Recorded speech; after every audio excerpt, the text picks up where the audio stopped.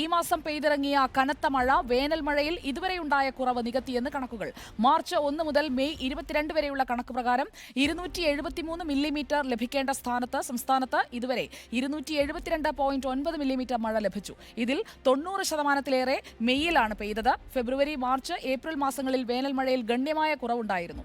April അവസാനിക്കുമ്പോൾ 62% മഴക്കുറവ്. അലമീൻ നൽകും കൂടുതൽ വിവരങ്ങൾ. Alameen, welcome to good evening with Sujaya.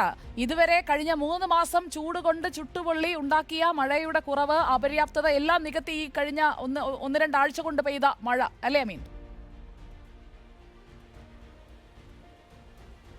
തീർച്ചയായിട്ടും വെള്ളമില്ല എന്നുള്ളതായിരുന്നു വിളി. എന്ന് മാത്രമല്ല, ഡാമുകളിലെ അവസ്ഥ, വൈദ്യുതി ഉൽപ്പാദിപ്പിക്കാൻ എവിടെ പോയി തെണ്ടേണ്ടി വരുമെന്നൊക്കെ KEB പരിതപിച്ചിരുന്ന ഒരു സാഹചര്യം. അങ്ങനെ വേനൽക്കാലത്ത് ചുട്ടുപൊള്ളി ഒരു ജലദൗർലഭ്യം നേരിടുമോ എന്നുള്ള ആശങ്ക പോലും ഉണ്ടായിരുന്നു. ഏതായാലും ആ ഉണ്ടായ പ്രശ്നങ്ങളൊക്കെ പരിഹരിച്ചുകൊണ്ടാണ് കഴിഞ്ഞ 2 ദിവസം മാനത്ത് നിന്ന് മഴ പെയ്തിറങ്ങിയത്. അത് വലിയ രീതിയിലുള്ള ആശ്വാസം എല്ലാ തലത്തിലും ഉണ്ടാക്കിയിട്ടുണ്ട് എന്നുള്ളത് തന്നെയാണ് മനസ്സിലാക്കാനാകുന്നത്. ലഭിക്കേണ്ട മഴയിലുണ്ടായിരുന്ന കുറവ്, ആ കുറവൊക്കെ കഴിഞ്ഞ 2 ദിവസം കൊണ്ട് പൂർണ്ണമായും പരിഹരിക്കപ്പെട്ടിരിക്കുകയാണ് എന്നുള്ളതാണ് കണക്കുകൾ വ്യക്തമാക്കുന്നത്. കാലാവസ്ഥാ നിരീക്ഷണ കേന്ദ്രവും അത്തരം കണക്കുകൾ തന്നെയാണ് പുറത്തുവിടുന്നതും. മറ്റൊന്ന്, ഈ മഴ 2 ദിവസം കൂടി ശക്തമായി തുടരുമെന്നുള്ള അറിയിപ്പ് കൂടിയാണ് കാലാവസ്ഥാ നിരീക്ഷണ കേന്ദ്രം അറിയിക്കുന്നത്. 2 ദിവസം എന്ന് പറയുമ്പോൾ ശനിയാഴ്ചയ്ക്ക് ശേഷം ഒരു പക്ഷേ മഴയ്ക്ക് ശമനമുണ്ടായേക്കുമെന്ന് കൂടി കാലാവസ്ഥാ നിരീക്ഷണ കേന്ദ്രം അറിയിച്ചിട്ടുണ്ട്. സുജ, എന്നിരുന്നാലും ഇന്നും നാളെയും ശക്തമായിട്ടുള്ള മഴ സംസ്ഥാനത്തെമ്പാടും പ്രതീക്ഷിക്കാമെന്നുള്ളതാണ് കാലാവസ്ഥാ നിരീക്ഷണ കേന്ദ്രം അറിയിച്ചിരിക്കുന്നത്.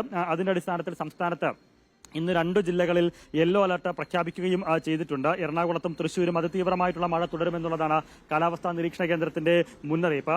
എന്ന് മാത്രമല്ല, 8 ജില്ലകളിൽ ഓറഞ്ച് അലർട്ട്, അതിശക്തമായ മഴയ്ക്കുള്ള മുന്നറിയിപ്പും നൽകിയിട്ടുണ്ട്. സംസ്ഥാനത്ത് എല്ലാ ജില്ലകളിലും മഴ മുന്നറിയിപ്പുണ്ട്. നാളെ 3 ജില്ലകളിലാണ് ഓറഞ്ച് അലർട്ട് പ്രഖ്യാപിച്ചിരിക്കുന്നത്. അതിനുശേഷം ഒരുപക്ഷെ മഴ പെയ്തു തോന്നേക്കുമെന്നുള്ളൊരു സൂചന കൂടി, വിലയിരുത്തൽ കൂടി കാലാവസ്ഥാ നിരീക്ഷണ കേന്ദ്രത്തിനുണ്ട്. മറ്റൊന്ന്, ഇതുമായി ബന്ധപ്പെട്ട്, അതായത് തെക്കുകിഴക്കൻ അറബിക്കടലിൽ കേരള തീരത്തിന് സമീപം ഒരു ന്യൂനമർദ്ദം രൂപപ്പെട്ടിരിക്കുന്നു എന്നുള്ളതാണ്.